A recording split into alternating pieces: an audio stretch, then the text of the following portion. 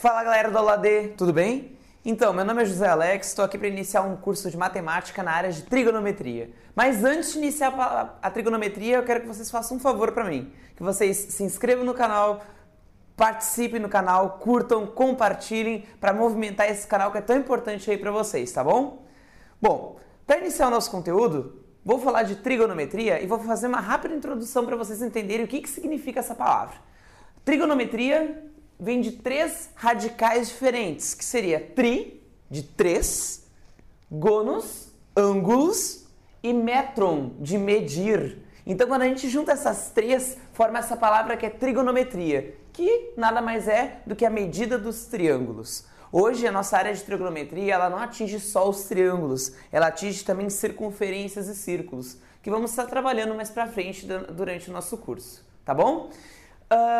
Muitas pessoas me perguntam por que estudar trigonometria, qual que é a importância de estudar esse cara. Então, eu sempre falo que são três áreas específicas e, claro, ela abrange muitos outros conteúdos, mas as áreas principais do estudo da trigonometria é a astronomia, a navegação e a agrimensura, que é o estudo do solo.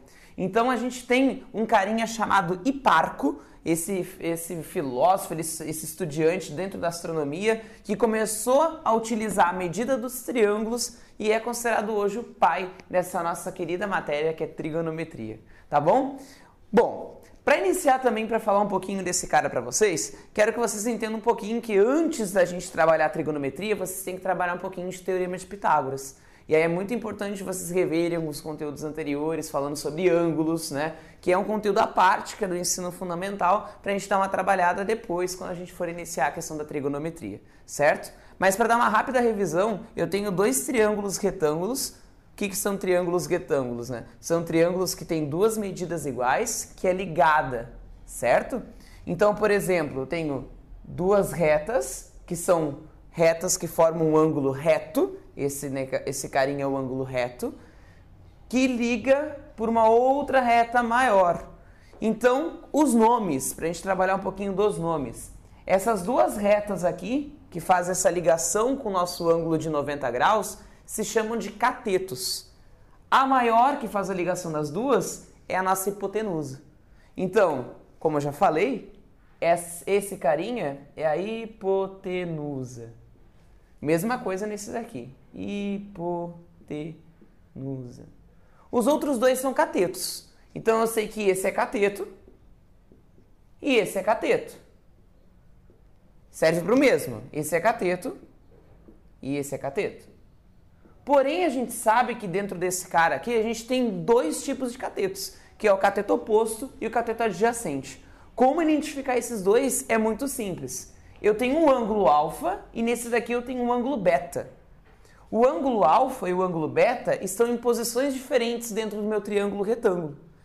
No caso, esse daqui, o ângulo alfa está aqui em cima. A reta que está de frente para o ângulo alfa é o cateto oposto, porque está oposto ao ângulo. O outro é o adjacente. Neste outro cara, o beta está aqui embaixo. O que está de frente é este lado aqui. Então, esse daqui é o cateto oposto. E aqui é o adjacente. Então, é só para vocês começarem a identificar, né? A gente sempre aprende muito isso em teorema de Pitágoras na hora de identificar os triângulos. Mas sempre lembrar que o cateto oposto é o que está de frente ao ângulo. O adjacente é aquele que vai restar, o lado que vai ficar em branco, tá bom? Entendido isso, a gente vem para esse outro lado aqui, que é a trigonometria no triângulo retângulo. Bom, eu tentei fazer um desenho aqui para vocês entenderem da questão de um triângulo retângulo com duas flechas dizendo que eles não têm fim, né? Que a gente tem, eles, não importa o tamanho, ele pode ter uma continuidade. E aqui eu tenho um ponto B com o ângulo alfa. E eu dividi esse desenho, esse triângulo retângulo, em três partes, né? Que eu fiz ligações. AC, A1, C1, A2, C2. Fiz essas ligações. E aqui eu coloquei algumas proporções, para vocês entenderem um pouquinho essas proporções. Aqui eu fiz uma proporção de AC com BC. O que é um AC com BC? Ó? AC BC. Seria essa ligação e essa ligação. O AC e o BC equivale à mesma coisa que o A1, C1 e o BC1. Ele tem a mesma proporção, a mesma medida. A2C2, mesma coisa. A2C2, BC2, mesma medida. Tudo equivale à mesma proporção, que diferencia os tamanhos, certo? O que acontece? Esses três caras que possuem a mesma medida, eles têm uma proporção equivalente a um K1. Aí, então, o que é um K1? O K1 seria a medida dessa parte de baixo aqui, ó. Porque o ACBC pede para eu identificar esse cara aqui. A1, C1, BC1, esse cara aqui. A2, C2, BC2, esse cara aqui. E esses caras aqui é o nosso K1. O que seria o K1 dentro do meu triângulo retângulo? Esses valores aqui de baixo. Esse cara, esse K1, seria o seno de alfa. O que é o seno de alfa? Vamos voltar para cá, ó. Como eu tenho meu triângulo retângulo e o meu ângulo está aqui, eu tenho que ter uma sensação do seguinte, que aqui é a hipotenusa, aqui é o meu cateto oposto. Lembra que o ângulo está de frente, lembra que tem uma reta, tudo imaginário. E embaixo é o meu cateto adjacente, certo? O seno, que é o K1, através dessa proporção, seria o quê? Seria o cateto oposto sobre a hipotenusa. Então, o cateto oposto sobre a hipotenusa, eu identificaria o seno do meu triângulo retângulo, do meu ângulo alfa, certo? Para vocês entenderem um pouquinho melhor, olha a segunda proporção. A segunda proporção remete a um segundo lado. BABC. BABC. Dá para identificar que o BABC pede esse outro lado aqui que não está sendo dado. Só estou identificando esses dois. Falta o cara que fecha aqui. Olha esse, BA1, BC1. BA1, BA1, BC1. Mesma medida, preciso identificar esse cara aqui. BA2, BC2. BA2, BC2. Preciso identificar esse cara aqui. Tudo precisa do fechamento do meu triângulo retângulo. O que acontece? Forma um K2. E o K2 seria o quê? O cosseno do meu ângulo alfa. O que seria o cosseno? Simples.